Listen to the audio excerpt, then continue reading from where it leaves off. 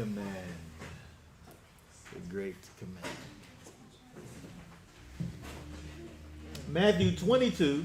Matthew 22 verses 34 through 40. Not 403, but 40. And Mark 12, 28 through 34. I think it's necessary for us in this case to look at both things, because there's there's things in both accounts that they're not.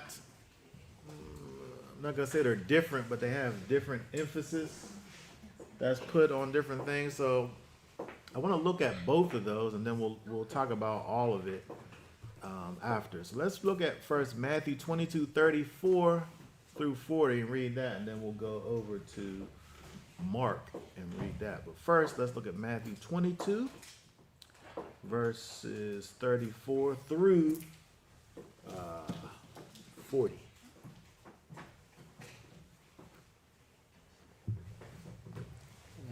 Matthew 22:34. But the Pharisees, having heard that he had silenced the Sadducees, were gathered together. And one of them, one learned in the Torah, did question, trying him, saying, Teacher, which is the great commandment of the Torah?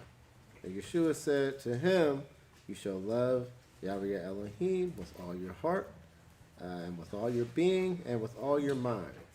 This is the first and great command. And the second is like it. You shall love your neighbor as yourself. On these two hang all the Torah and the prophets.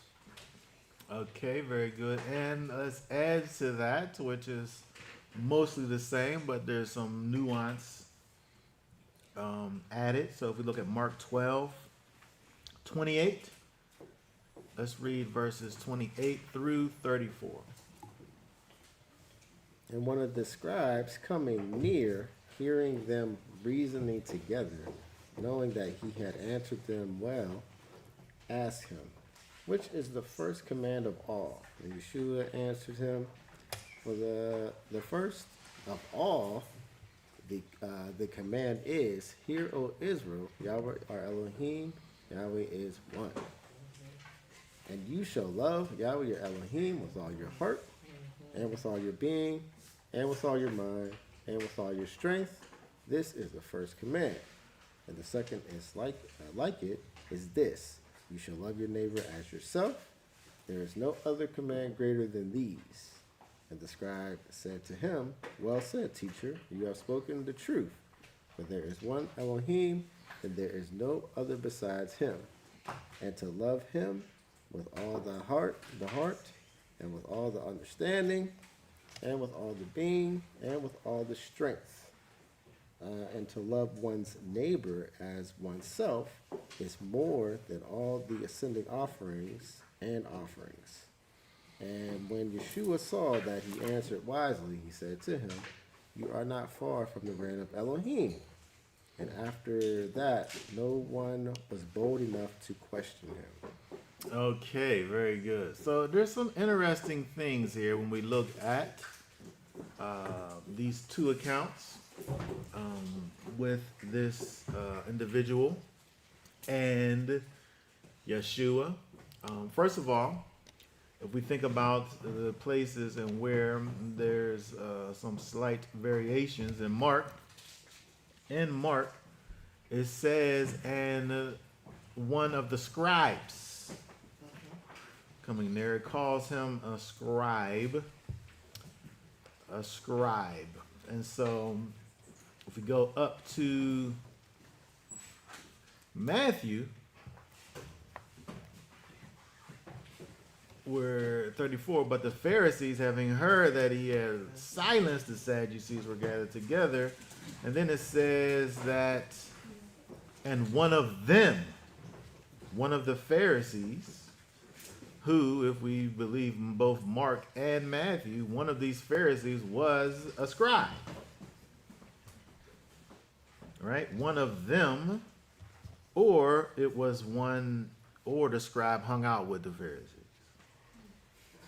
right? So either the Pharisee was a scribe, which typically you have the scribes and the Pharisees, where they're not necessarily one group, or this particular scribe was kind of adjacent to the Pharisees. Because again, when we look at Mark, it calls him a scribe. Pharisees, Matthew is calling him a Pharisee, or at least he was one that was with the Pharisees. Right? So maybe it's not saying that he's a Pharisee, but it says one of them. Right? And one of them with the Pharisees. So I thought that was interesting when you look at the connection there, because you have this learned one, this lawyer. There's some verses. What's it say in the King James? The King James call him a lawyer. To 35. Yeah. 35, yes, calls him a lawyer. And so when it uses this term, it's sometimes connected to a scribe.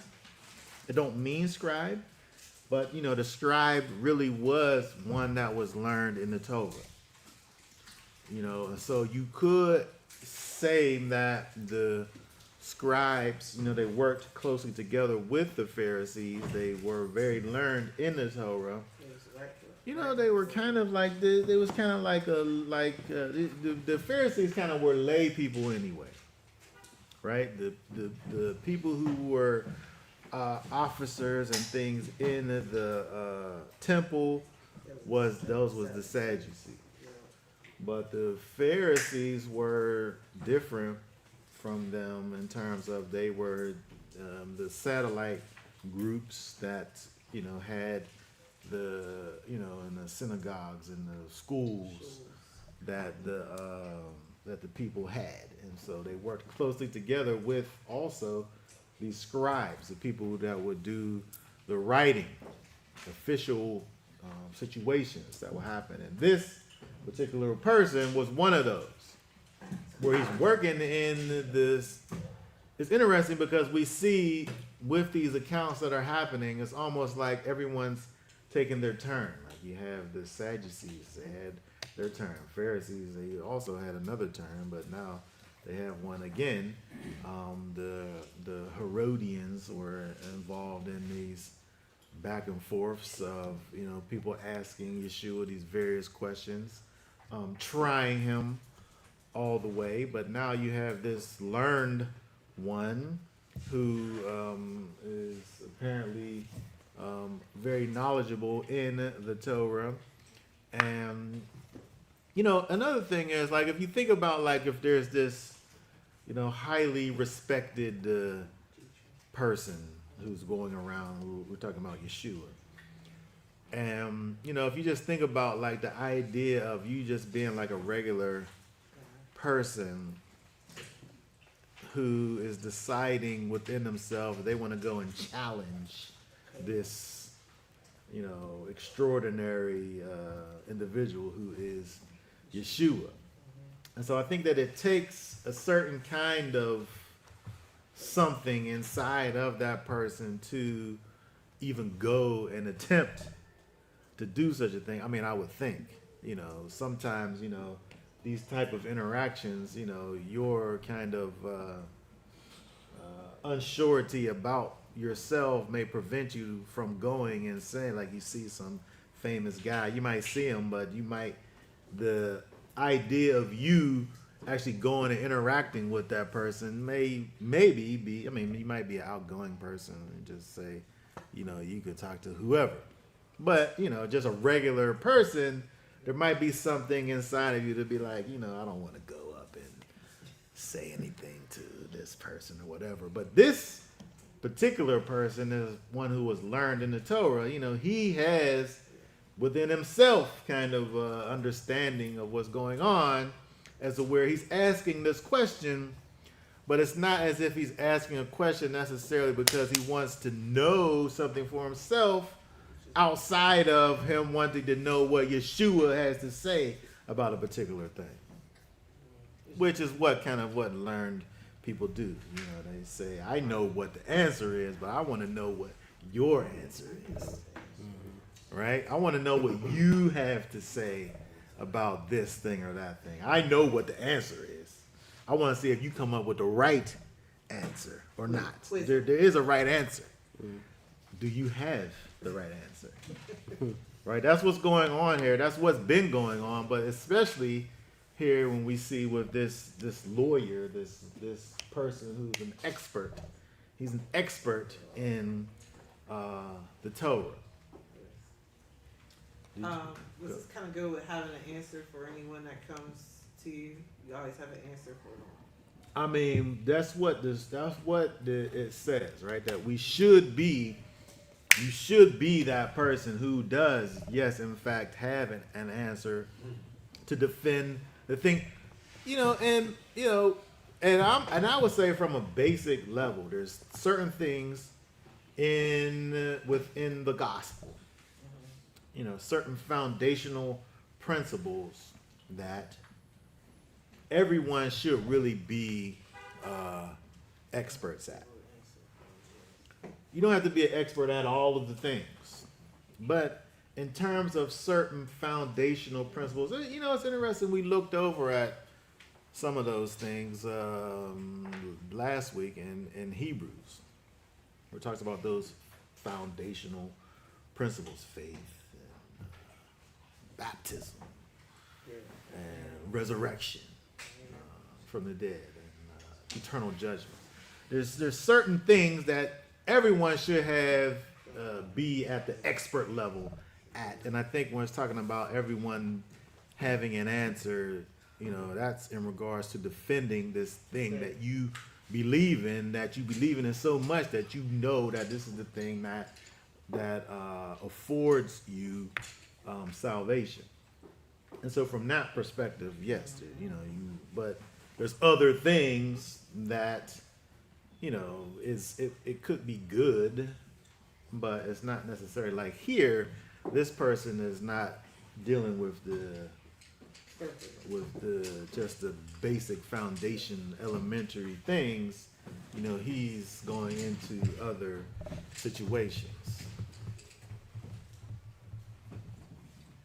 And then my question is, was he expecting him to talk about the bird and the eggs? Maybe. Well, he didn't ask him about the least. He asked him here. That's another thing. He asked him here about which is the great command. I guess that leads into the idea of the differences between the two, because Yeshua, the lawyer in Matthew, he says, "Teacher, which is the great command in the Torah? Which is the great?" His answer, Yeshua's answer, is this is the first and the great. But in Mark, the question is, which is the first command of all? And then his answer is, this is, the first of all commands is. You see? And so when we look at Mark, the question is, what's the first? And the answer is only dealing with the first. Matthew, the question was, what is the great? But the answer was, this is the first and the great. Which brings us to the idea of, the differences between the idea of first and great. Right? Because just because something is first, when you think about something that's first, it's likely in the realm of, something that's sequential or numerical. That's the kind of status that it holds. Like we talk about children, you have, the one that was born first. and then second, third, fourth, fifth, down to 7 if you have that many, right? So the numerical thing, but it's not necessarily a value attached to the idea of numerical first. There can be. Now it's interesting when we think about like Jacob and Esau, right? Where Jacob wasn't first in as far as numerical, but he was, as far as value concerned, greatest. Right? He was greatest, but he wasn't first. But then kind of he becomes first through the whole situation of receiving this. He receives a value that wasn't necessarily intrinsically connected to him per se. Because Esau was first, he took over that first position. He got that blessing of the first position. Yes, right. And so, but if you think about numerically speaking, Esau came first. Like he was number one, but then like it flipped. The least became the greatest. The second became the first. So there was a move, but first and great is not necessarily I see what you're saying. synonymous with one another. Value. They're not necessarily interchangeable. Value don't necessarily connect with the numeric thing. As to where great and least, that's where you think about value.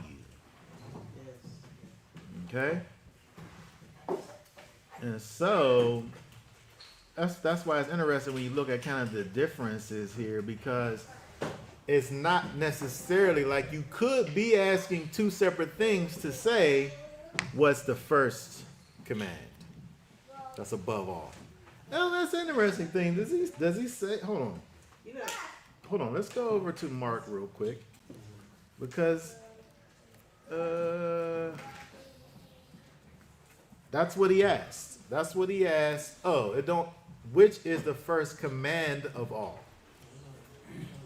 And so there's a comparison being made, because it says, which is the first command of all. So, but is he saying, like, is he asking for like the first command that was ever given, like numerically? Or is he asking for kind of something with value that has the most value, comparatively speaking? Yeshua, of course, gives him the value. But the question, it's almost like Yeshua fixes the question and gives him probably what makes the most sense here. Good. If it was one of us, we probably would have asked for clarification. Oh, with the question, you mean? Yeah. Oh, yeah. He did, but he doesn't. He doesn't say, what do you mean? Like the first commandment that was ever given? Or the one that is the most important, let's say. Because I feel like the answer really deals with the one that has the most significance, actually. Yeah. Like there's a value attached to it where it meets more so with Matthew in terms of the question of which is the great Yes. command. And again, this was a question that was asked, he's trying Yeshua. He's trying. Right? He's giving him really an examination. He's seeking to prove a thing. Where he's able to put Yeshua, what class is he placing him on? Oh, you have your hand up? Go ahead. I don't know if I'm thinking like in a smart manner, like Yes, of course you smartly, are. Yes. but not like not like smart. I'm smart, but like a smart mouth. Matthew 20:16. So the last will be first, and the first will be last. For many are called, but few are chosen. I'm just thinking about how, if we're thinking about it in the commandments, and we see a lot of people like picking and choosing. I don't know if that's, I don't know if you're getting what's in my head. Can't really think of it, but I don't know. I thought of that part. Yes, I mean, that's a relevant part, the idea of the first becoming last and the last becoming first. When you think about, again, first and last, or greatest and least, because sometimes that idea of first and last is kind of coupled with the idea of greatest and least, where it's really, the emphasis really is on the value. If you talk about greatest and least and rich and poor, the ones that are, low and downtrodden will become great. The ones that are least will become great. And we see that with, the example that I gave with Jacob and Esau, where the youngest, the second became the first. And so sometimes there's a different value system that exists that isn't necessarily obvious. Right? There's a value system that one people would look at and say, these lowly so-and-sos from a physical standpoint. But from a spiritual standpoint, the Most High is saying that the least, these ones that you're calling these lowly so-and-sos in my eyes are great. And so there's situations where one's value is not something that's recognized by all. Yeshua, I mean, he is the King of Kings, walking around looking like a regular person, and so his value is cloaked, right? But it don't take away from his value. It's just that his value is unknown to some. And so it's interesting that so when we think about it in the context of what's going on here with this lawyer, he's asking the question, what's the greatest command? I'm sure in his mind, he has an idea already what he might think is the greatest command. And where it's kind of, it could potentially be a subjective kind of a thing.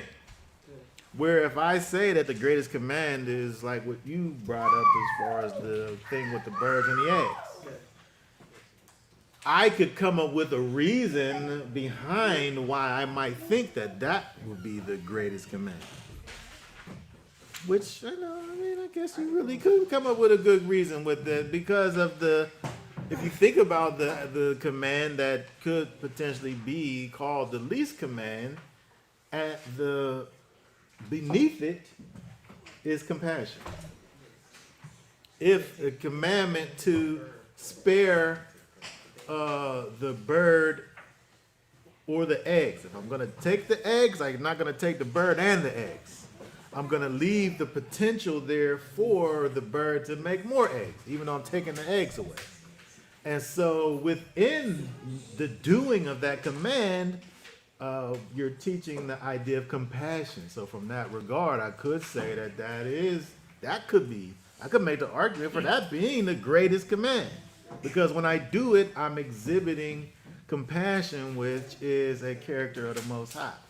And so even just the question could potentially have this this subjective answer connected to it because the answer would be something that's kind of cloaked based on, one's perspective or one's inability to kind of view something from a spiritual standpoint. Like when you think about the least, the last shall be first. Like, what does that even mean? Like, what does that even mean that the last will be first? Like, the last is last. How are they gonna be first? They're not first. They're obviously last, right? But you are thinking about it from a carnal perspective and not from a spiritual perspective. And so again, the answer is not something that's obvious, right? Which is what we see going on here. And he's trying them. Like, this is he's testing the master here. But of course, Yeshua is ready for the task. But his answer is interesting, though, because, again, he asked the question of what's the great command. But in Mark, he says, what's the first? And then Yeshua, even in Matthew, with his answer, says this is the first and great. And again, first is not necessarily about value. And so why is he including first in the answer when the question was about great, which is about value?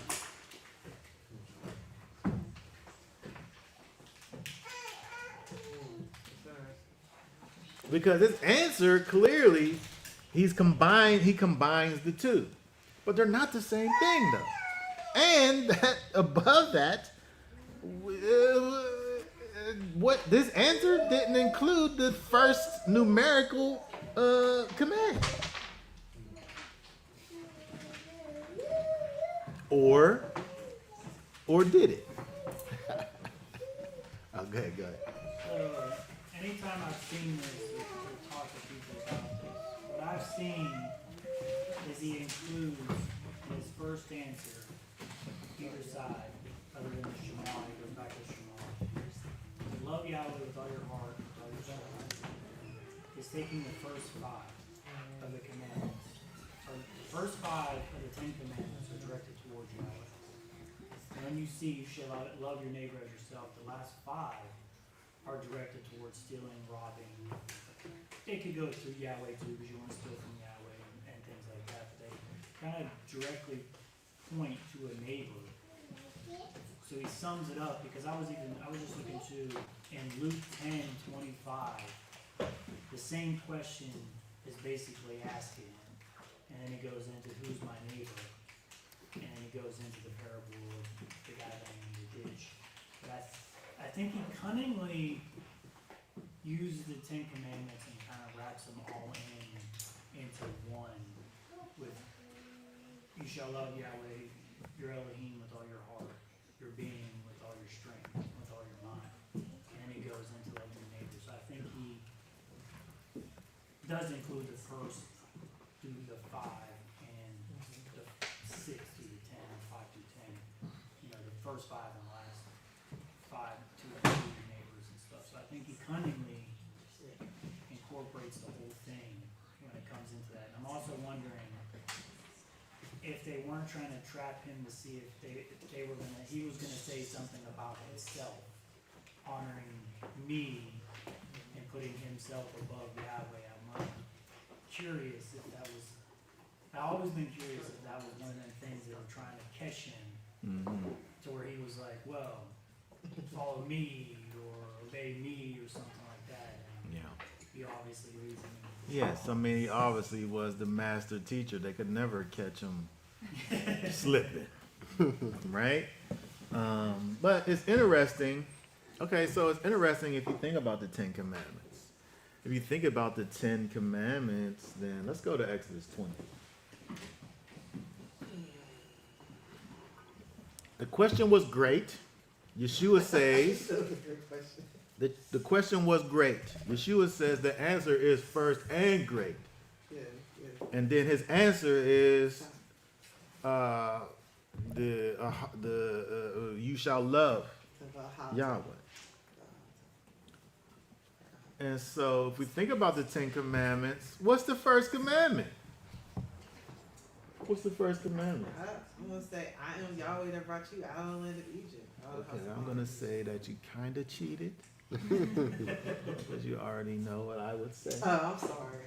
I didn't know you was gonna say. And so, if we look at the 10 Commandments, go to verse 1 and 2.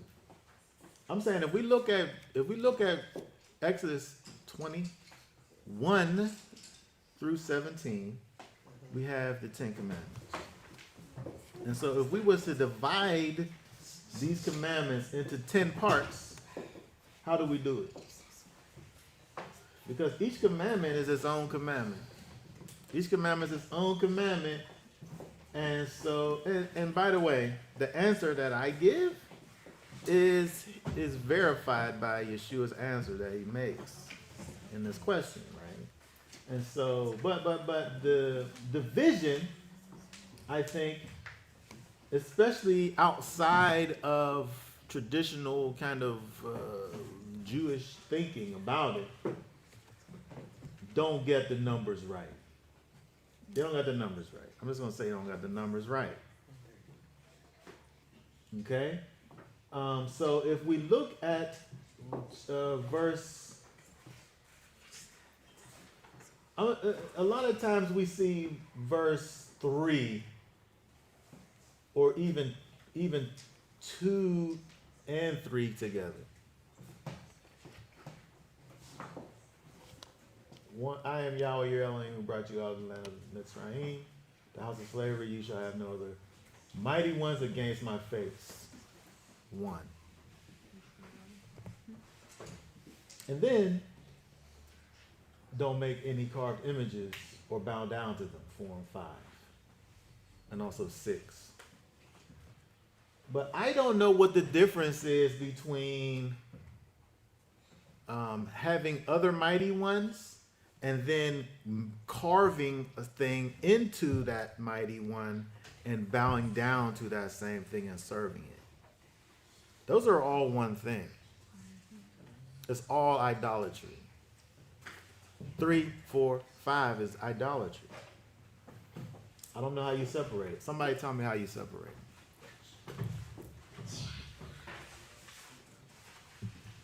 How you make them their own thing? I'm doing a lot to do all that. Huh? So you're taking a lot of effort just to make all that and do all that. I'm saying it got to be one thing.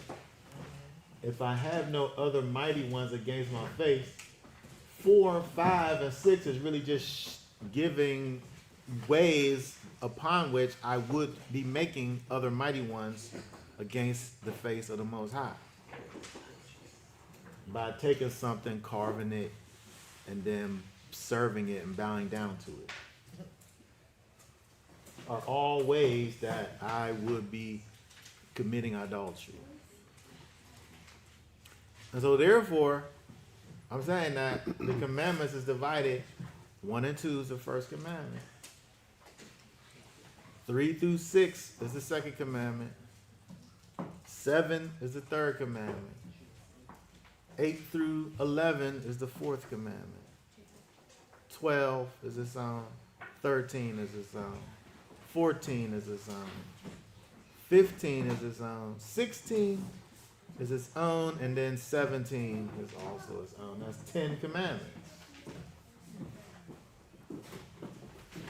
And so, saying all that, when Yeshua says that the answer to the question is, you shall love Yahweh your Elohim with all your heart, being, and mind. When he says that, and then he says this is the first numerically, nominally, and great command in terms of placing value on it. He just explained to you that I'm telling you now that he just explained to you how Exodus 20 verse 1 and 2 This is what we know. is his own thing. He just did that because he said that you shall love Elohim. How you gonna love Elohim? If we don't go back to Exodus, go back to Exodus. I'm saying you can't love Elohim if you don't know Elohim. And that what? And so And that he's yours. he's saying who he is. He's introducing himself. He's causing you to understand who he is. I am Yahweh, and guess what? I am your Elohim. And I'm capable of doing this thing. Not only am I capable of doing this thing, I did it already. The one that brought you out of Egypt? Oh yeah. That's me. I know. Right? And so he's helping the people to know who he is. That's number one. If you don't know who he is, if you're not able to attach who he is and what he's done and what he's capable of to anything else, how can you, after that, not have any other mighty ones outside of him? You can't. You can't get to the point of idolatry or the not committing idolatry unless you know who Yahweh is in and of himself. Yes. That's right. How you going to not have a mighty one against my face if you don't know what that face is? That panim. Did I say panim right there? Look at that. I don't think there's I don't know if there's a root for that. That's interesting. Go to 20, verse 3. What else? What else? Panim. Always used as singular, but it's plural. His face is like all facedness. All facedness. Oh, what's that? From Panay. What's that? 63. 6437. What is that?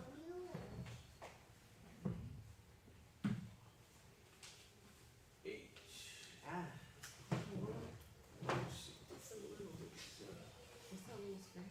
Oh, that's some notes. He put it on. 6437. What's that word in the Strong's? Just curious. Panah. To turn. By implication, face. So it's kind of the same, but it's different. When talking about the face of the Most High, it's always panim, which is plural, but it don't mean plural. It's talking about something that's singular, but it's the face of the Most High. But that was kind of like a side thing. But anyway, the idea with the Ten Commandments is when we think about the first command is knowing Him. All right, let's read Psalms 111 and verse 10.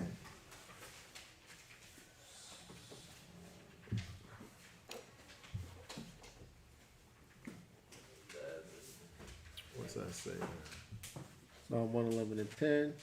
Embrace the fear of Yahweh is the beginning of wisdom. Shin. All those doing them have a good understanding and praise his standing forever. That verse tells us something that we see from Proverbs. We also see here that the fear of Yahweh is the beginning of wisdom. The fear of Yahweh is the beginning of wisdom. But guess what?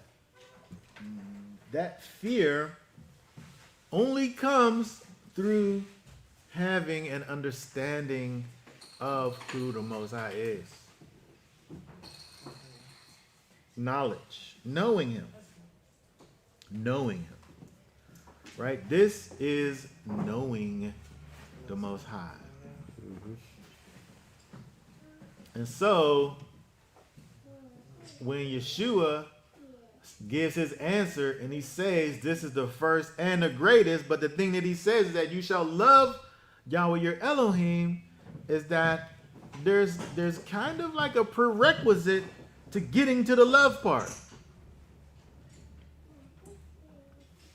which is knowing who the Most High is, understanding who he is. How you gonna sit up here and talk about loving this person that you never even, that you don't know nothing about?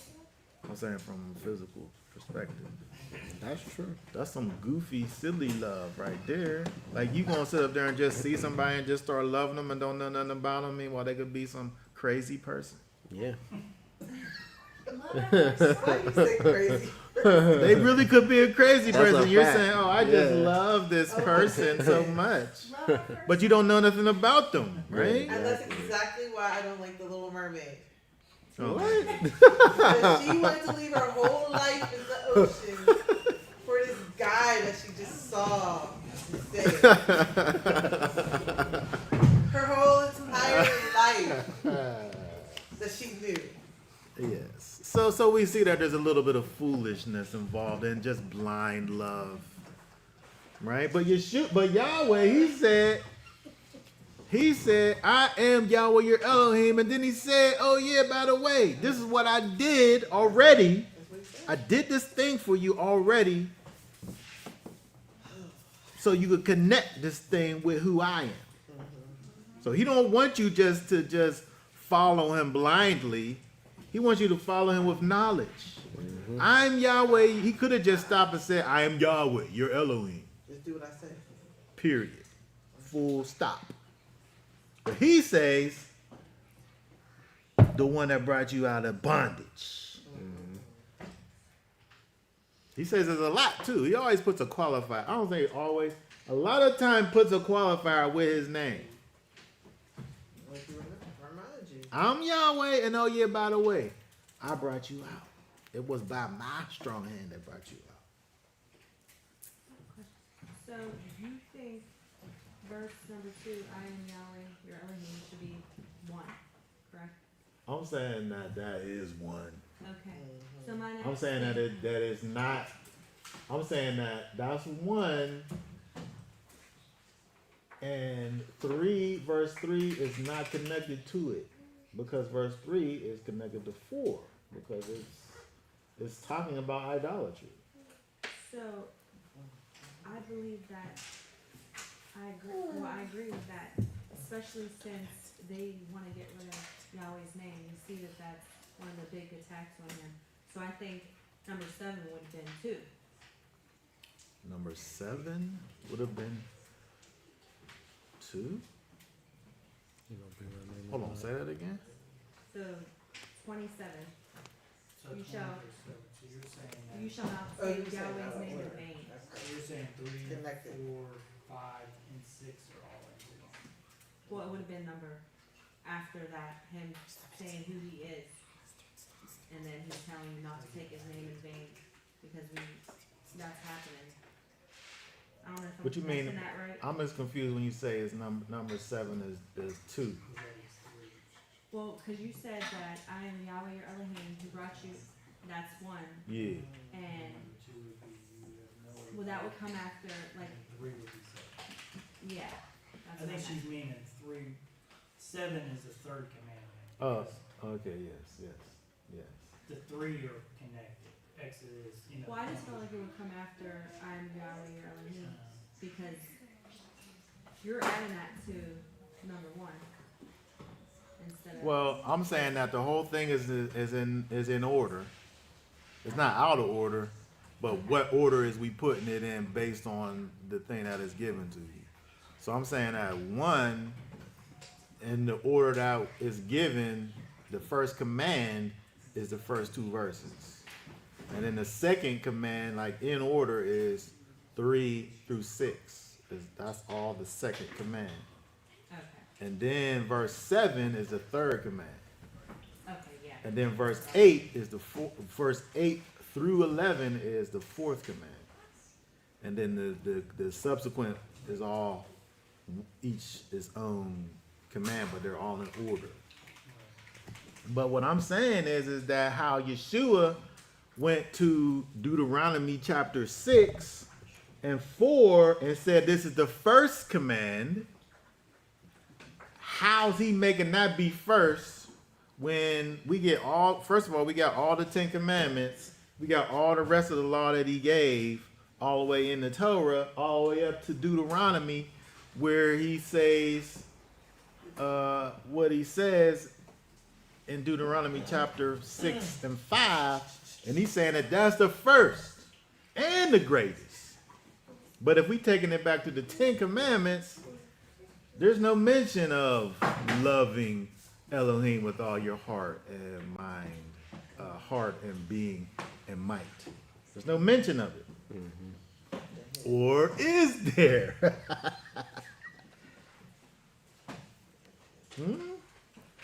I'm saying he do mention it. He said it right there with different words.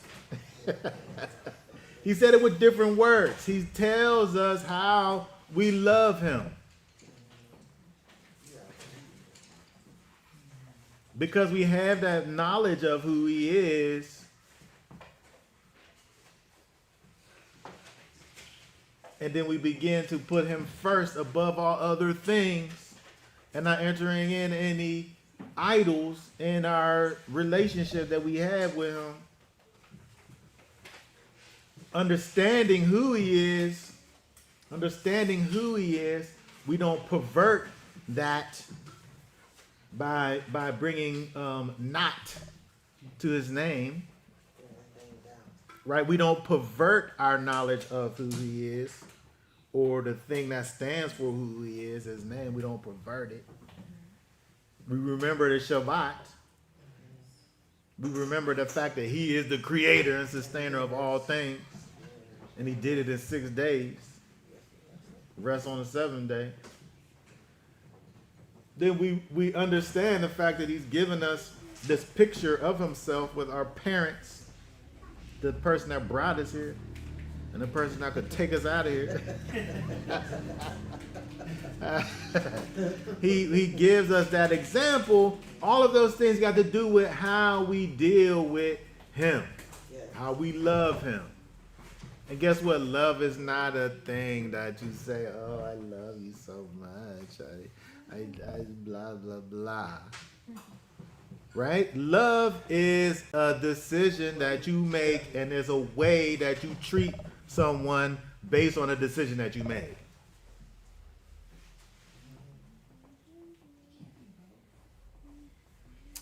I don't know. See, that's what you want it to be. You want it to be both. But I'm saying one facilitates the other. Okay, it's not facilitated on emotion, because that lovey-dovey thing is based on emotion. It's reactional. Oh, he's so cute. That person is so cute. And then now you have thoughts in your mind about the person based on his cuteness, but you don't know anything about the person. That's kind of foolish, because he could be an idiot. Right? But he's a cute idiot. Right? It's emotional, it's reactional. But love is not that. Let's look at the most famous verse in the whole Bible. John 3:16.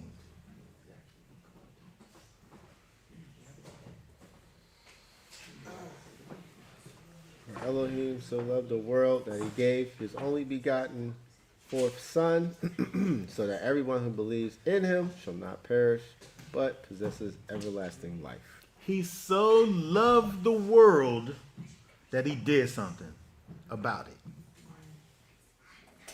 He has, if you want to call it a feeling, I'm saying it's not a feeling, but if you say that it's a feeling, that feeling brings about action, which puts the thing in its totality. If I say that I love you and I slap you across your lips, those two things aren't connected to one another. There's an appropriate action. There's an appropriate action that's connected to the loving.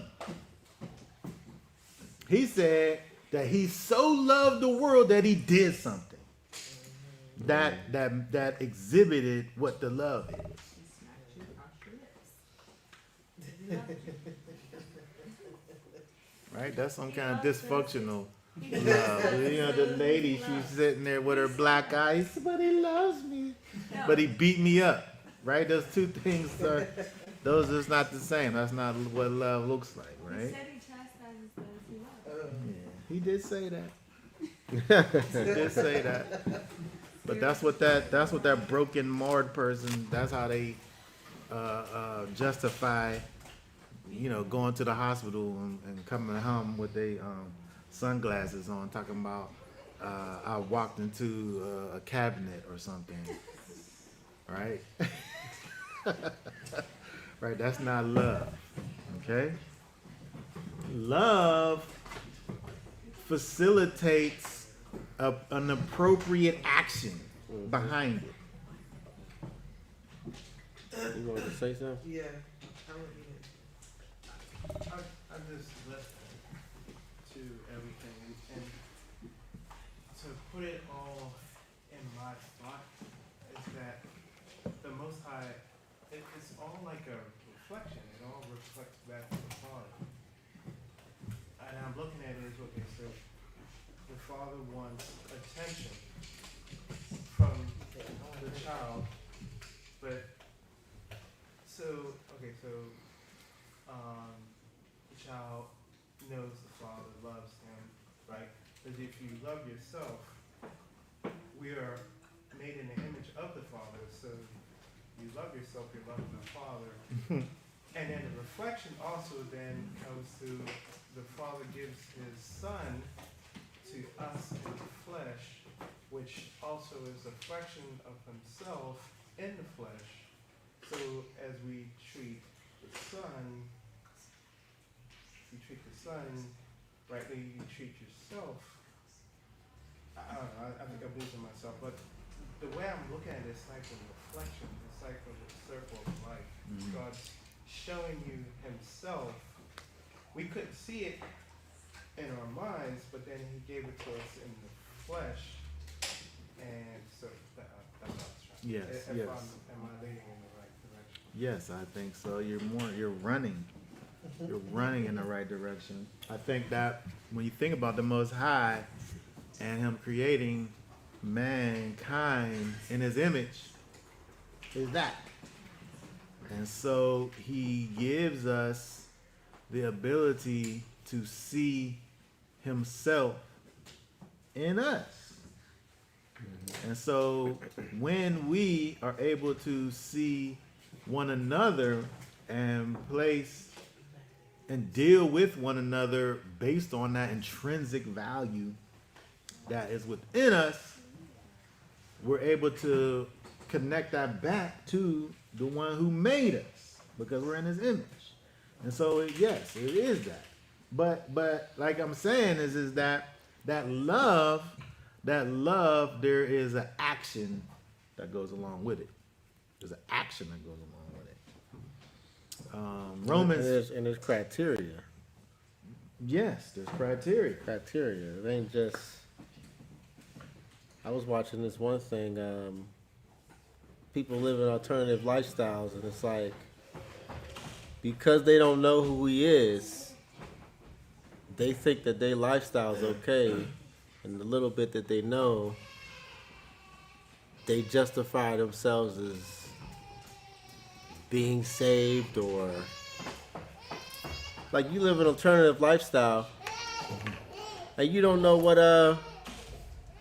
happened, what he did to people that lived certain alternative lifestyles. It's like it's right in the book.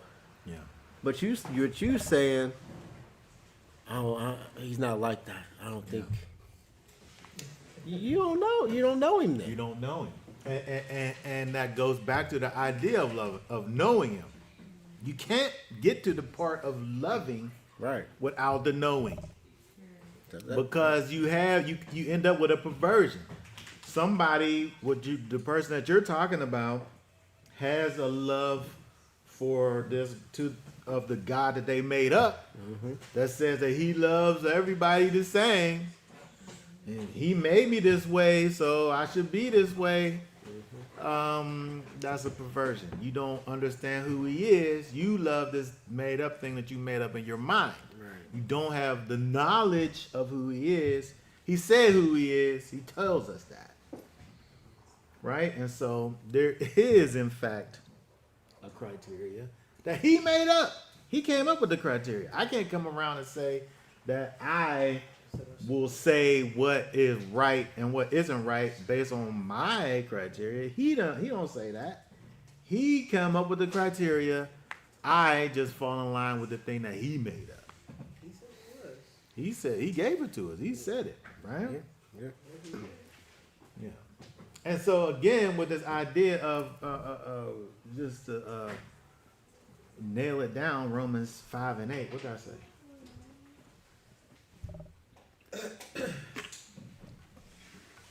Romans 5 and 8. But Elohim proves his own love for us in that while we were still sinners, Messiah died for us. It said he proves his own love for us. He proves it. He proves the fact that he loves us based on this act that Messiah did for us. While we was yet now the thing is, I just want to say this. People act like because Yeshua did what he did, it's automatically applied to you because he did it. Right. Yep. If I have, let's say, a venue, an amusement park, let's say, and I've made a ticket. I made a ticket that provides you with entry into the park. Just because I made it, don't mean you could come in. You gotta have the ticket.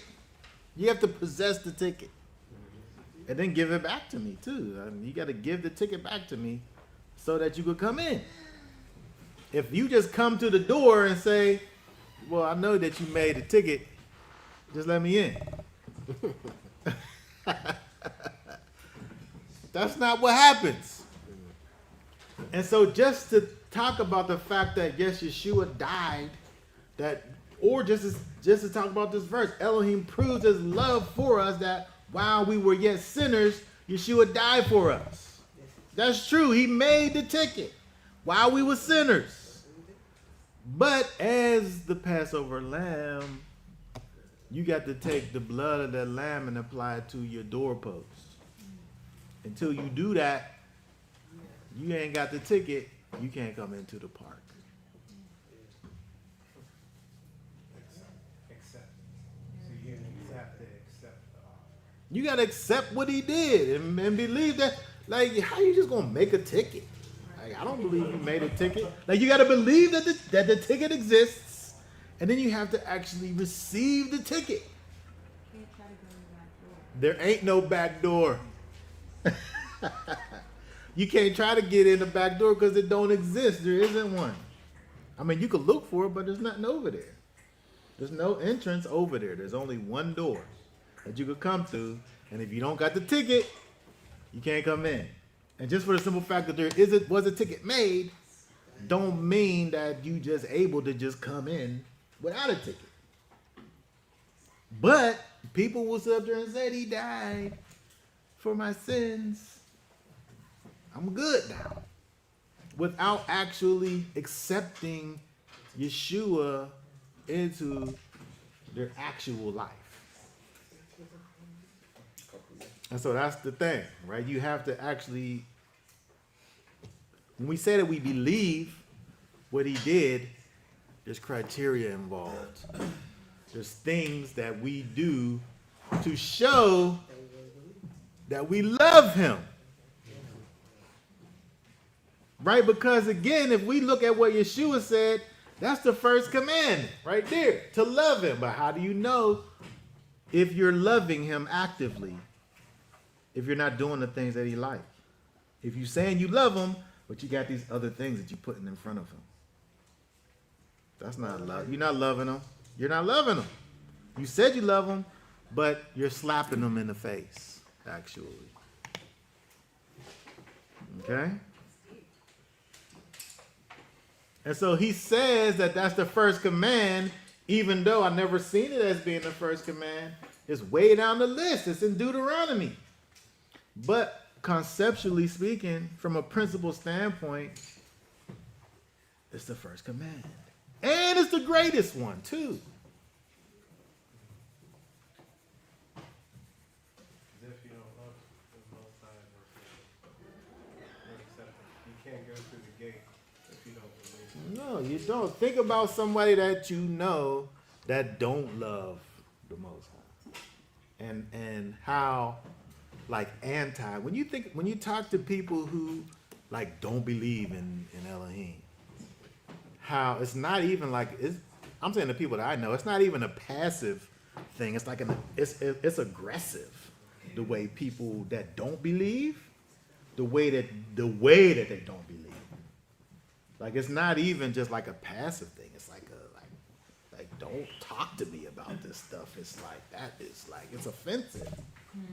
Right? Like there's things that I don't believe in that if you want to talk to me about it, it's not that big of a deal. Like, okay, that's nice that you believe that. But it's not like a thing where I just like where I'm aggressive about it. But people that are like that don't believe in the Most High, I'm just saying not everyone, but the people that I've come across, the stance that they hold is just like it's anti. It's not even just like in the middle. Like it's just like it's a fight against it. And so, but when we love Elohim, when we love him, it looks away. What's going on with some of these comments? I see a lot of texts. One comment says, "How can you love a mighty one you don't know?" Excellent point. If we serve him without love, it's based on fear of him. He wants us to love him, and if we love him, obey his commandments. Mm-hmm. Yes, very good. And so, yes, there can't be a true love situation without the knowledge of who he is. We have to have an understanding of who he is. And even when we think about the idea of fear being the beginning of wisdom, it's the beginning. It's the top part. It's just an understanding of the power and might and all that the Most High is capable of doing. It's knowledge. But that in and of itself, that knowledge, when you have a working knowledge of who Elohim is, it moves beyond the idea of, what would happen to me if I don't do this or that, into I only want to just please the Most High and live a life that is pleasing to him, based off of that relationship thing, right? The closer you get to him, the more like him you want to be. Okay, what's that other one? Someone said, "Indeed, we worship what we know, but which is greater, that we know him or that he know us?" References Matthew 7:21-23. Well, he knows us before we could know who he is, right? And so, by the time we get to the point of knowing him, he know us already, right? That happened first. He knew us, right? Based on what we just looked at in Romans 5 and 8. I think this one might go back to he died for us. How you were explaining that they think they can just, he died for us, but they don't believe in it. I think that's what that was. Their question might go back to this. Not everyone who says master, master. It's kind of that concept. I think what you were saying about how they say, well, he died for, I'm good. Yes, he says, I never knew you. Yeah. But he's saying, I never knew you, but in reality, you don't really know him. Right? There wasn't a mutual knowledge thing going on, because how he ain't know you? He's the creator and sustainer of all things. He knows who you are. But you didn't never have a mutual understanding about who one another is. That's why you're able to walk around and do these things and say they're in the name of the Most High. Meanwhile, you're not really connected to the Most High. Not because he's ignorant of who you are, but because really you're ignorant about who he is. Why though? Because of your lawlessness. Because of the fact that you're not doing the things that he likes. You're not actively showing that you love him. You're lawless. Oh, good. Yeah, a question. So, my first question. Is our purpose in life to know the Most High? That's just a general question. But then Can I also- answer that one first? Yeah, go ahead. Yes. But if like just like love, or just like, you know, well, just like love, that is shown by a particular action. And so when we think about knowledge, knowing, that's the beginning, but that's not the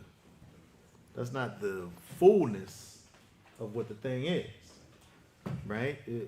It's because when we think about knowledge, when we think about the idea of knowing, having that intimate knowledge, that close connection with, you know, I mean, you can think about the marriage relationship. You know, that's, you know, you have this relationship with this other individual, and you live this life with each other together. You do things with each other, and you're having shared experiences and all these things. You can say that that's your purpose, but it's so much greater than that, right? There's a lot of things that's involved in the idea of knowing. And so the same thing is true when we think about, if we go back to the Ten Commandments, the idea of him making that statement and it being a command that you know him. But when what Yeshua says, when he says the first command in terms of loving Elohim with all of your heart, being, and mind, it's the idea of offering up your everything to the Most High. But I'm saying that when we talk about the idea of that command of knowing Elohim, that being the first command, and then Yeshua saying that the idea of loving him and that being the first command, it's like all of those things are really connected to each other, and it's like it's layered, right? There's many facets to this thing. Okay, so what's the other? So I was going to say, so I think he shows examples through his prophets, like with Abraham showed obedience, but he also, Abraham and God were like friends because he spoke to him, right? And they were able to have this conversation. Then also related to Moses, the same thing, where Moses and God had a relationship, and then Miriam and Aaron said, "Well, why can't we listen, or why can't we hear God? But you don't have that intimate relationship." And I see what you're saying. He's given us clues. Yeah. Yes. And then so when you think about what it says in Mark, he says it in Matthew, that on these two commands hang all the Torah and the prophets. To sum it all up, the whole everything that you know of as the Torah I mean the Tanakh, is all summed up in these two things: how you deal with the Most High, and how you deal with one another, and specifically how you love the Most High and how you love one another. It's all wrapped into it, but we can't, like how mainstream look at it and say, "Oh, well, that's the only thing I gotta do." He said, this is the first command, this is the second command, and everything else is underneath of that. That's all I gotta do is love. That's kind of like what you kind of said, with all you gotta do is know. Where yes, all you gotta do is love, but the difference is that what does that mean? Like it looks like something. But it's not ambiguous because he said what it looks like in the Torah, right? And so, yes, you could say that as a statement and say, well, all I got to do is love Elohim and love man. That's all I got to do. It's just that simple. However, if I'm saying that as I'm having my pulled pork sandwich, right? There's like a little bit of a disconnect, right? If I'm saying that while I'm breaking these 10 commandments, while I'm saying it, you know what I mean? It's like there's a disconnect. And so, yes, it's that simple. It is that simple. All you gotta do is love Elohim and love my neighbor as myself. However, that's kind of like the thesis statement of a dissertation, right? There's a lot of words that's packed inside of there that show us what that looks like. Okay, so the obedience is the way of showing your love or understanding. Alright, hopefully I'm not losing myself. The obedience is the way of showing the master your love for him. Just as the parent tells the child, hey, I want you to clean your room, I want you to wash the dishes, get this all done before I come home. If you love your parent and understand your parent, what they ask for you to do, then you will do it. But if you don't, when you come home, there's discipline action. Because now, I, the parent, I love you, but since you don't want to obey me, I have to give you some punishment to bring you back to say, I have authority, but I love you too. You know what I mean? Like, Yes. Look at Mark 12 and 29 when Yeshua his answer in Mark, he said the first of all commandments is the Shema. But how can we actually cause that to mean what he's saying that it means? For the first command to be, hear, O Israel, our Elohim is Yahweh is one. Like there has to be first an understanding of who he is. Who he is on what level? Teresa? Level? Ontologically. Ontologically. Knowing the Hold on, what's that mean? the makeup. No Y'all ain't understanding. gonna say nothing, keep going. Understanding what his makeup is, Okay. what his nature is. How he said, "This is the first command," and hear this thing. Hear, O Israel, our Elohim, Yahweh, our Elohim. Yahweh is one. He's saying first, this is the first command is this. And then there's something that's added on to it. But the first thing we got to understand is knowing who he is from a standpoint of what the essence of who he is.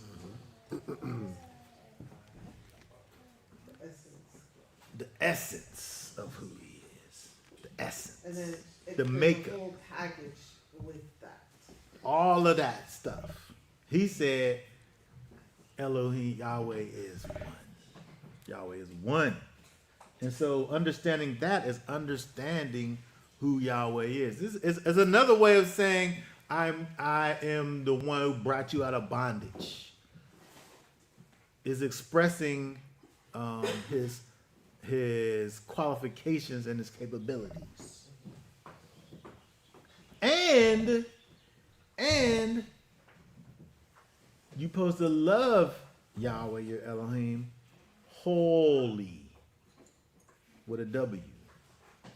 With everything about you that is, you love him with that.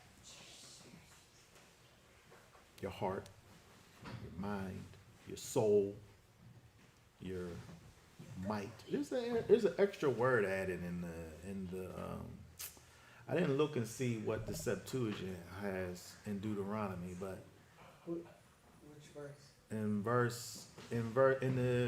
Mark 12 and 30, it says all your heart, all your soul, all your mind, all your strength.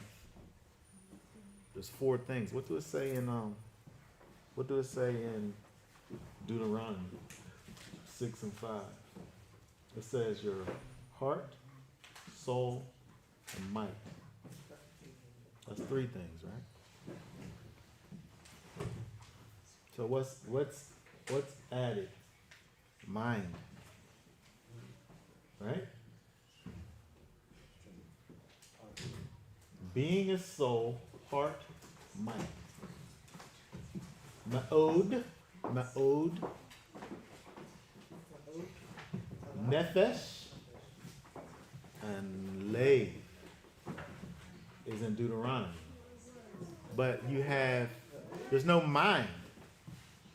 What is that? Can we pull it up in the, What is that? in our linear? Which one? This? Mark? Mark, pull up Deuteronomy. Deuteronomy in our linear. Oh. In the Bible house.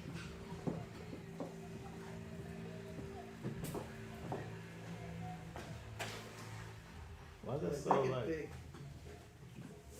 Is that the food all the way downstairs? I don't know. It's smelling like it. Yeah, Is that the food? you smell like oil when you go out there, it smells like chicken. They frying chicken down there.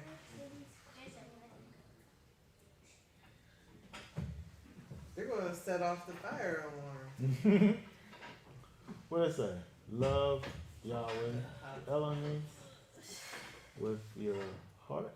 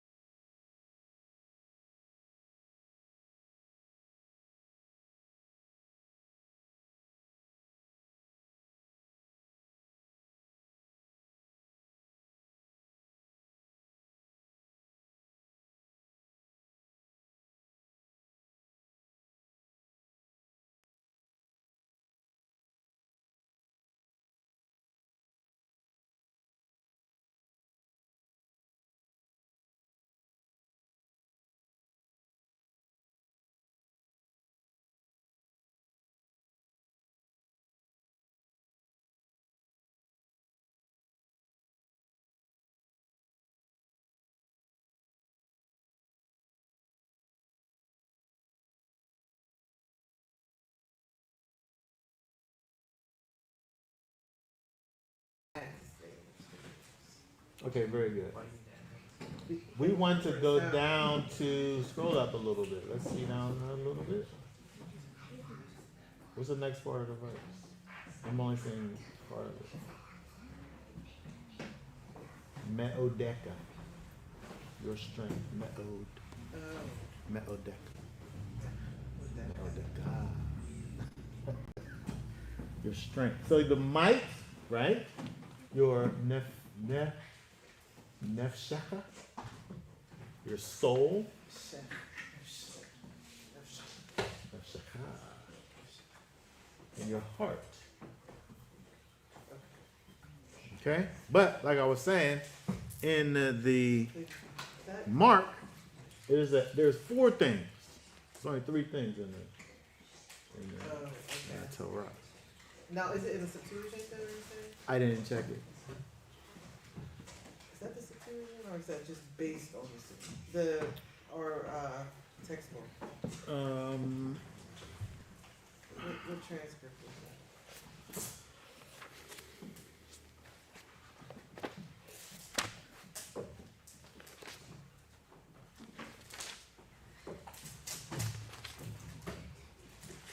You go to the Septuagint.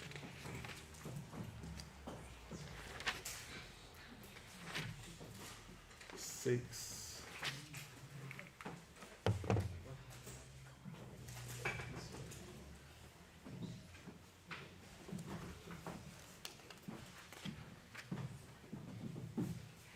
Heart, soul, might. No. That's not in there. I think the idea is not different. It's just kind of a minutia kind of a thing. The idea is the whole of you.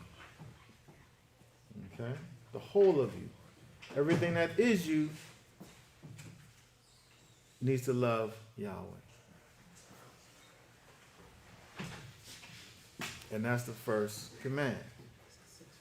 And so when we look at the answer, again, that Yeshua gives, he could have also said, love Yahweh, give Yahweh everything that you have. He gives a Bible verse, but the principle behind that is everything that is you, dedicate that thing towards the Most High. It's all about action, right? It's not about a thought or an idea that you have in your mind. It's about the manifestation of that thought and that idea. The manifestation of it. That's how you love him with all your heart and with all your soul and with all your mind and with all your strength.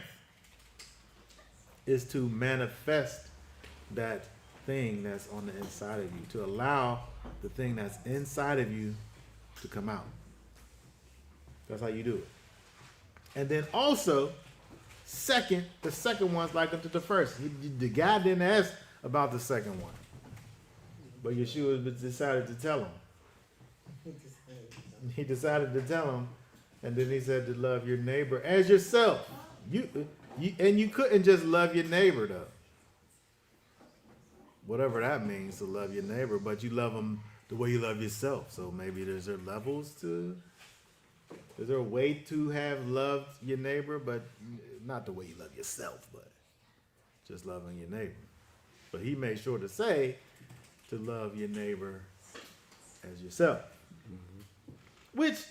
Which I think that is really just the true manifestation of what love would be. Because you're never going to, unless there's some kind of mental thing going on with you, you're never going to purposefully, like consciously, do something that's against yourself. Like if your food drops on the floor, I'll give it to your neighbor. 'Cause you ain't gonna eat it. Well, I don't know. I'm saying something that we all do things that I guess if we followed them all the way out to their end final conclusion, that may not be the best things for us. But you probably don't have a full understanding of the thing to the point where it's going to deter your every situation. But for the most part, the things that you do to yourself are not intentionally, purposefully for your harm. I think that's the idea. Like you want to do good for yourself. In that same way, do that to other people. But interestingly enough, when we look at the Torah, that's kind of what the Torah talks about. We're able to go through the Torah. We're able to make two lists in the Torah and the prophets. And we're able to take everything in there and put it in one of two categories. Either it goes in the category of loving Yahweh or in the category of loving your neighbor. The whole Torah, that's what Yeshua said. Yeshua said, on these two things, the whole Torah and the prophet hangs. That means that those two ideas, these two principles are boxes. And then everything in the Torah and the prophets could either go in one box or the other.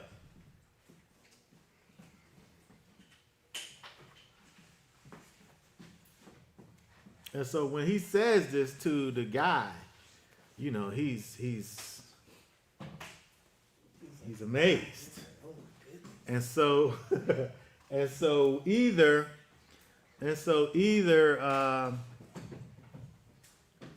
you know, when you think about how these things begin with this whole idea of testing, and it could be like there could be some kind of ill intent involved in the asking of the question. By the time it gets to the end, someone who's sincere,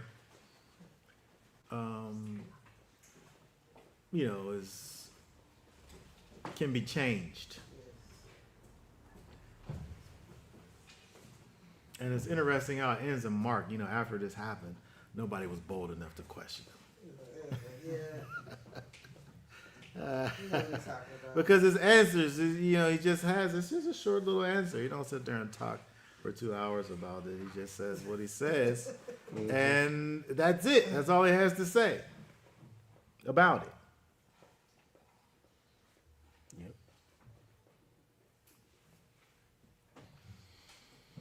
And so, you know, for you and I think it's interesting that, you know, we kind of, you know, have this understanding that, of course, Yeshua here, the thing that he wants to convey here with this idea of the Great Command, and understanding that, you know, it's above all things that we love Yahweh with our everything, that we give him our all, that we give him our all.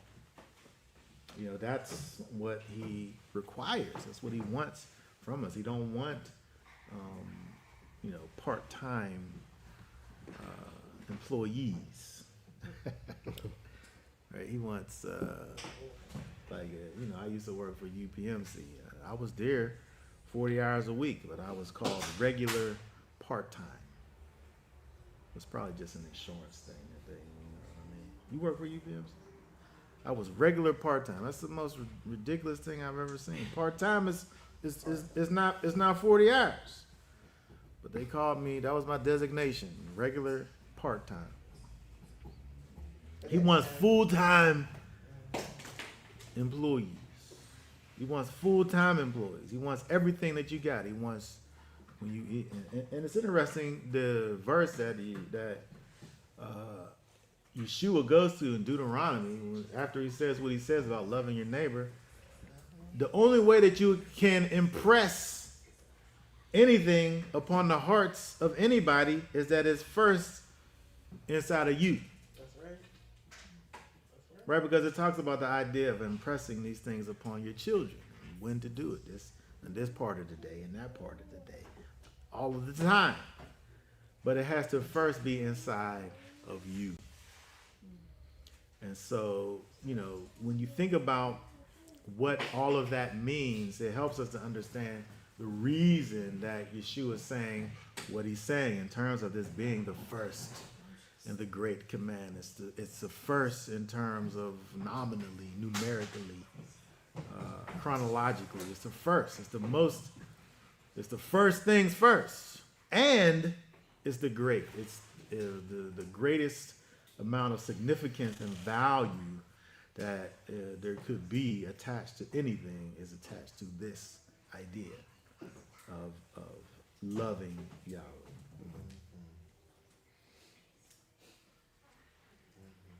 Okay, very good. All right, does anybody have any thoughts, questions, or comments about it? Question.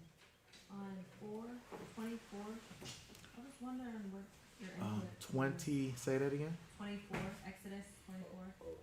Okay, Exodus. About making yourself a carved image in the likeness. Yeah. Exodus 20. Oh, Exodus Oh. 20, verse 4. Carved images. In any likeness of anything that is in heaven above, or that is in the earth beneath, or that is in the water. Is that like talking about spirits, or what's your input on that? Do you have any- Things which are in the heavens above. And so when we think about the heavens, you know, there's many layers of the heavens, but mostly it's the sky, things that we can see. The stars and the sun and the moon, the things in the heavens, the things that you could see. And so, you know, it was a thing that people would do, is to make these idols that were based off of the heavenly things and worship them.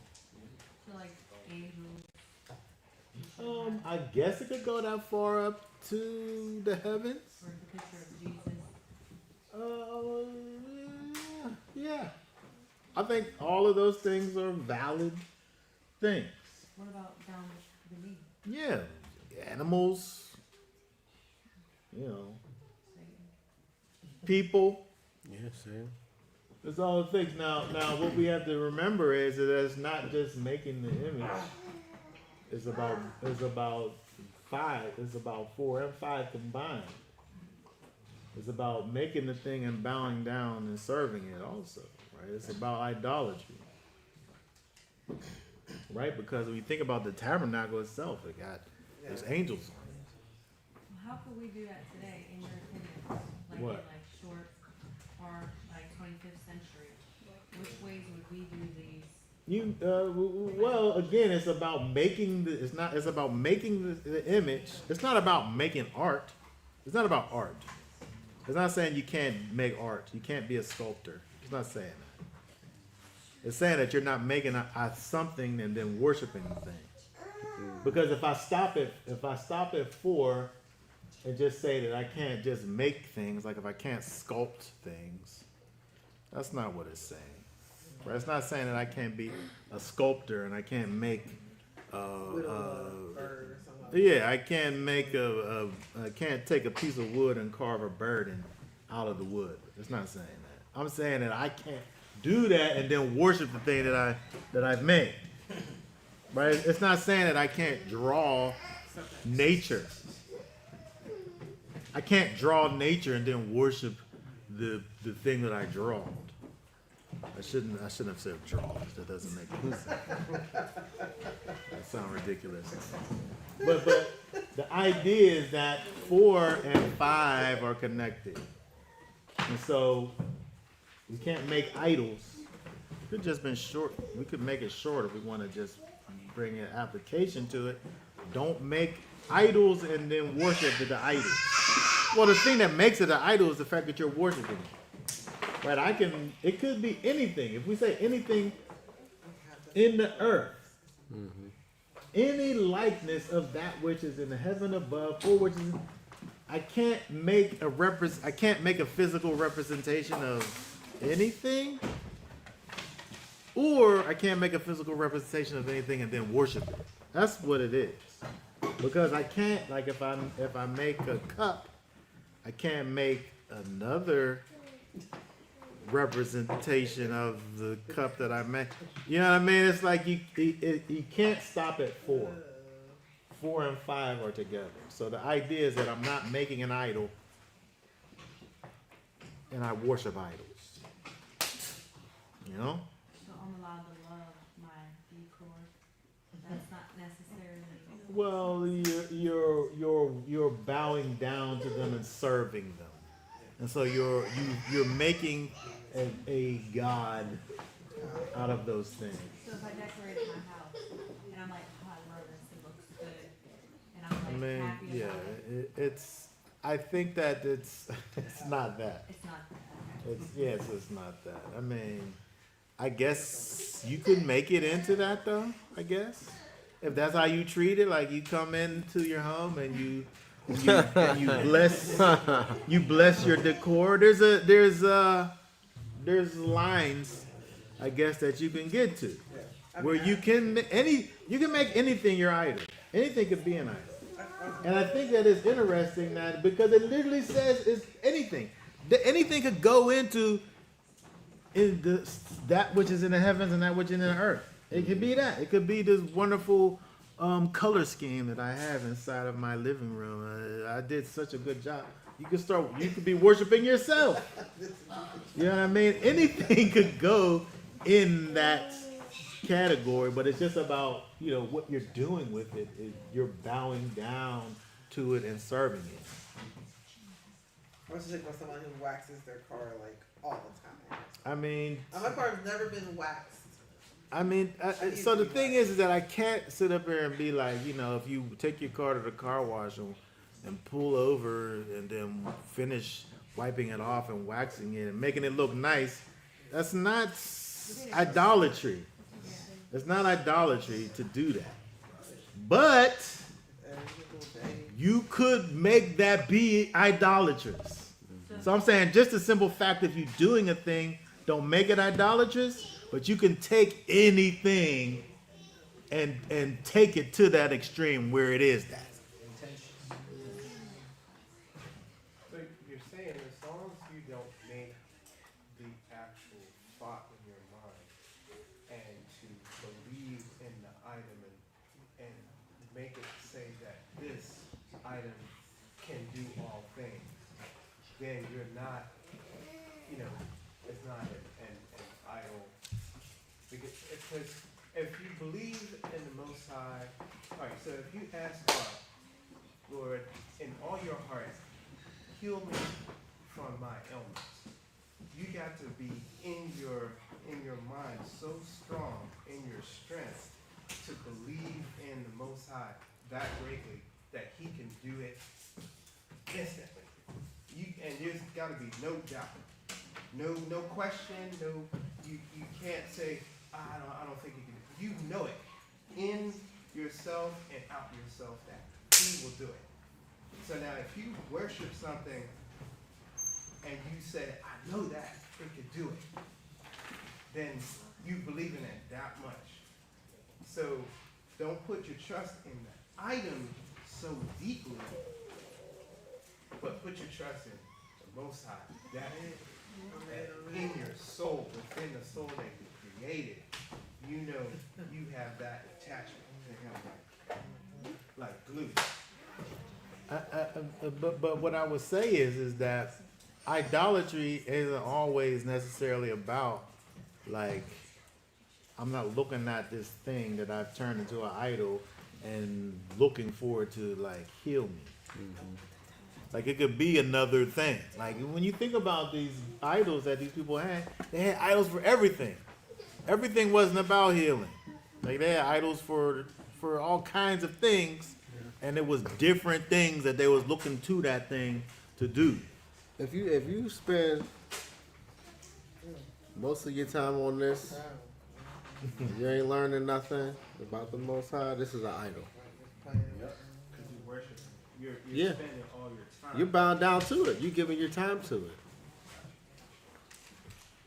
This is an idol. And nobody's looking at this thing and wanting it to do the things that the Most High does. Right. You know what I mean? But it's like, it's... Sometimes I mean, they're looking for their answers. I guess sometimes it could be You're that. looking in the wrong places. Like, yeah. And so the point is that it's interesting that you got this verse here where it's basically saying anything in the heavens or in the earth. And so you could take it to the extreme like people do. Like you don't take pictures. because it is. Right? They don't believe in Oh art. yeah. Some people. They don't believe in art because it is. When I first came in, I was like, I shouldn't be making nothing or anything like Yeah. having things. I'm like, but then I had to be like, okay, I'm not bound down to it. I'm not, Yeah. you know, yeah. If I want, like, so a it's- pawn in my, and have a little girl, I'm like, but I don't know. Yeah. It's a statue. Yeah, is that an idol? Right. No. she It's just- not intrinsically an idol. It's so Yeah. when you think about sin in of itself, like the things that are sin in and of themselves don't make, like coveting in and of itself isn't a sin. Coveting somebody's stuff is the sin. And so when we do these right things inordinately, that makes it be sin. And so if I just carved an image It of, sounds so funny when you Like say a that. bird. if I just carved an image of a bird, that in and of itself is not a sinful act. But when I carve an image of a bird and then now I'm worshiping this thing, now I'm committing idolatry. And so what I'm just adding to what you said is that it's always not something that's cut and dry as to where I'm making this thing in my mind even, like consciously. You can unconsciously worship a thing. Yeah. That's what I was saying about my detour. Subconscious. I mean, I'm saying that if maybe you got a problem. You come and Maybe you got a problem.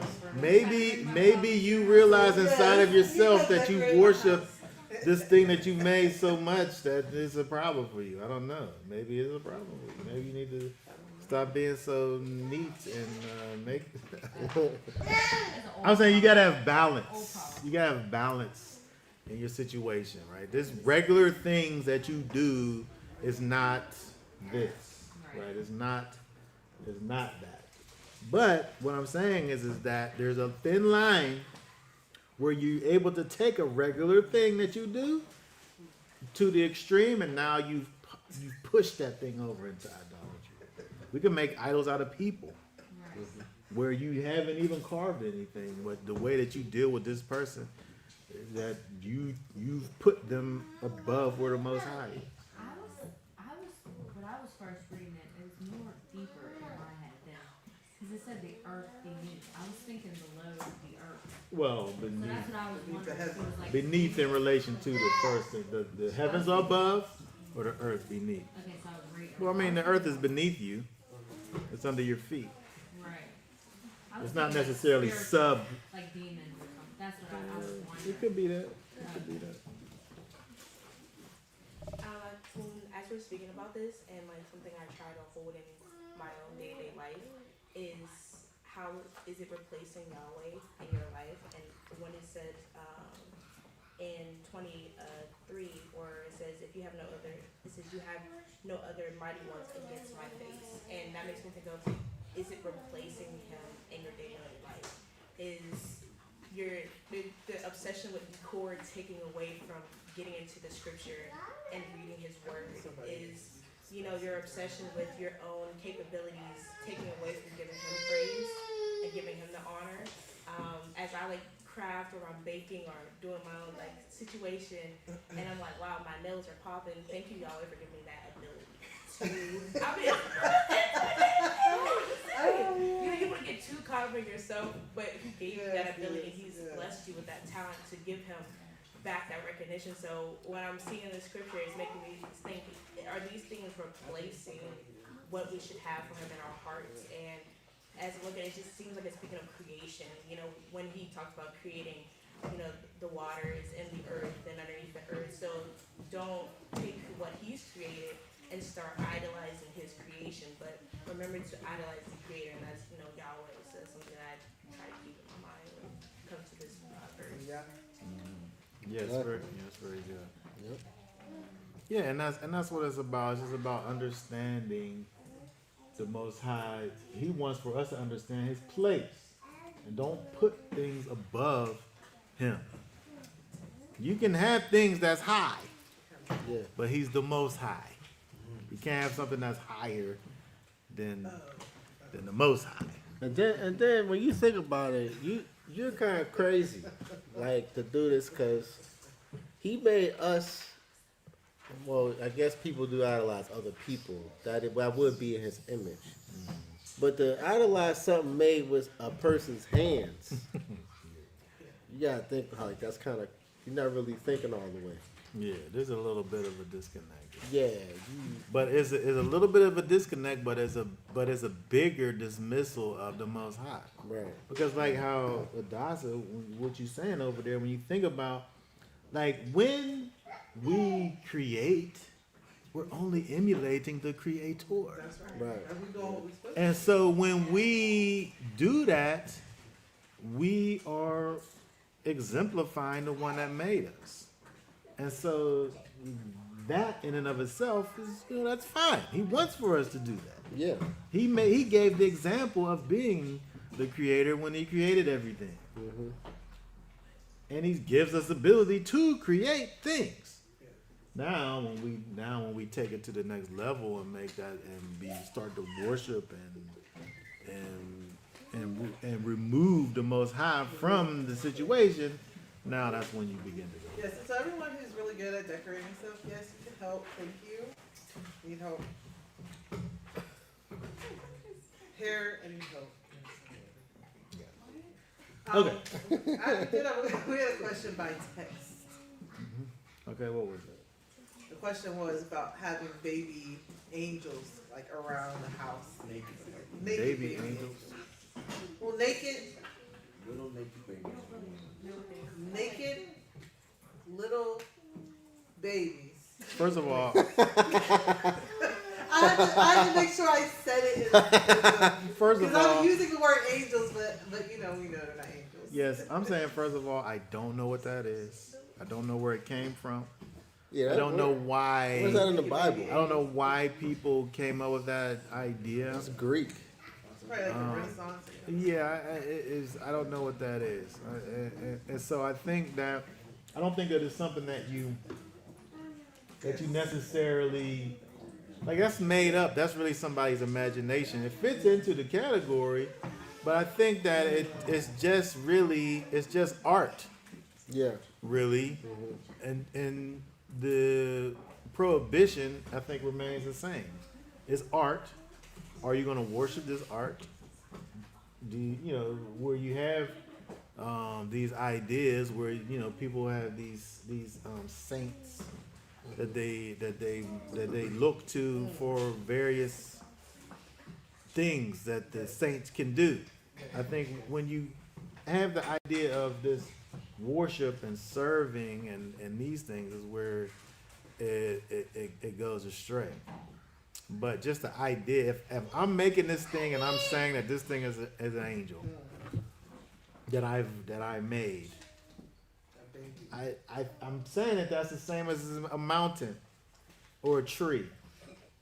But as soon as I begin to put that thing out of its place, is where it's wrong at. You know what I mean? That's what I would say.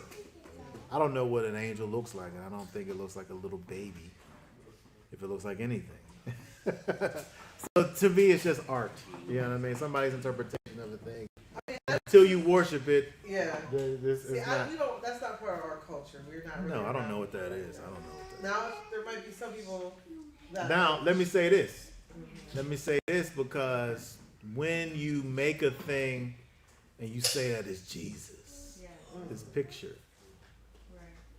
Now, I think that the issue with that is that when I think of what that is, how do I not worship it? You have both. Like, how do I not serve it? Because in my mind, there's a look of what that is that people have created. And so it's like you've inadvertently, an idol has been created. And so I think from that perspective now, it becomes an issue because when you think of, I'm saying Jesus, there's a image that's associated with that. right? There's an image that's associated with that.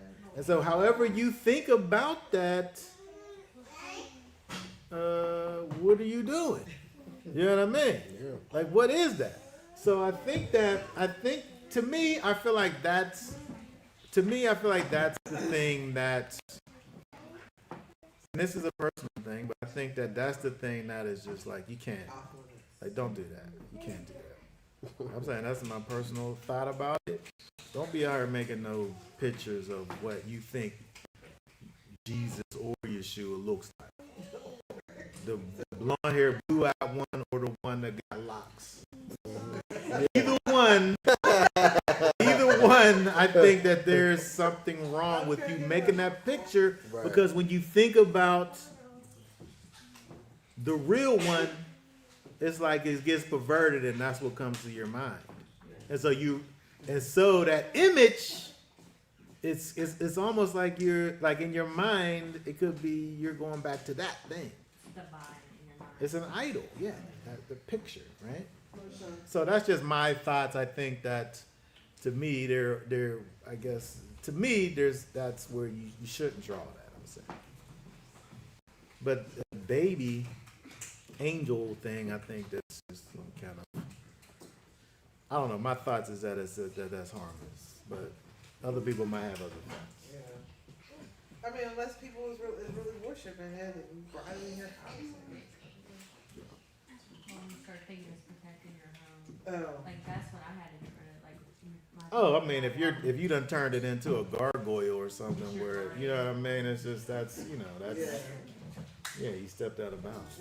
Yes, if that naked baby angel thing is like some kind of thing that wards off spirits, then yes, that's that's an idol. You know what I mean? crystals, that goes deeper now. That's right. That's what I mean. All of these things, it's like if I have a rock and I made it into some jewelry, so what? Yeah. But as soon as I think that this thing got magical powers and I'm praying to it, now I went out of bounds. You know what I mean? So it's just about if you verse 5 it, if you bow to it, if you serve it, right? I think that's what I think about it. Okay. That being said, does anybody have any questions, last questions, comments on any of these things? I can't even breathe it. What's this thing? So? That's a thing that needs to be deleted. They asked. Did you delete it? I tried. Oh, okay. Damn. Wait, Oh, I didn't. who was that? That was the first. Okay. All right. That being said, I guess we will be done for now. Y'all willing? We'll be back on next Shabbat for our amazing action-packed weekend that we'll have next Shabbat. But until then, we'll say Shabbat Shalom. Shabbat shalom.